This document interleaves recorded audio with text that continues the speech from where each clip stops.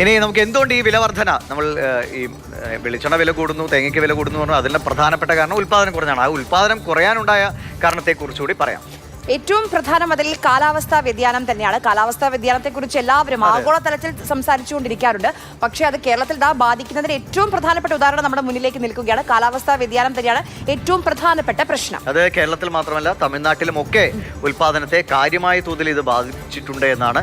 ഉൽപ്പാദനത്തിൽ ഏകദേശം 20% കുറവ് ദക്ഷിണേന്ത്യൻ സംസ്ഥാനങ്ങളിൽ ഉടനീളം എടുത്താൽ ഉണ്ട് എന്നാണ്. പിന്നെ പ്രധാന നാളികേര ഉൽപ്പാദന രാജ്യമായ ഫിലിപ്പീൻസ്, അവിടത്തെയും ഉൽപ്പാദനത്തിലെ കുറവ് പൊതുവിപണി അല്ലെങ്കിൽ ലോകവിപണിയെ ബാധിച്ചിട്ടുണ്ട്.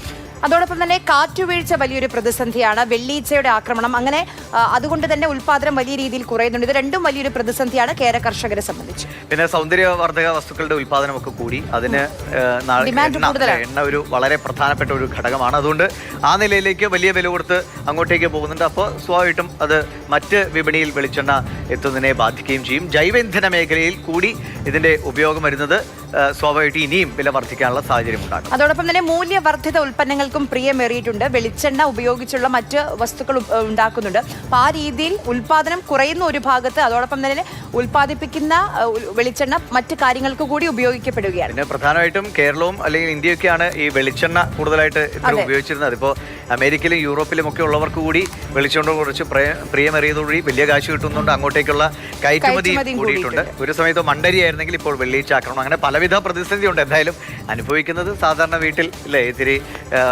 കറി ഉണ്ടാക്കാനും അല്ലെങ്കിൽ തേങ്ങ അരച്ച കറിയൊക്കെ കൂട്ടുക എന്നുള്ളൊരു സ്വപ്നമായിട്ട് മാറിയിട്ടുണ്ട്. അതും ഒരു ആഡംബരമായി മാറിക്കൊണ്ടിരിക്കുകയാണ്. ശരി, എന്തായാലും അടുത്ത വർഷം പകുതി വരെ നമ്മൾ ഈ ഒരു സ്ഥിതി പ്രതീക്ഷിച്ചേ മതിയാകും.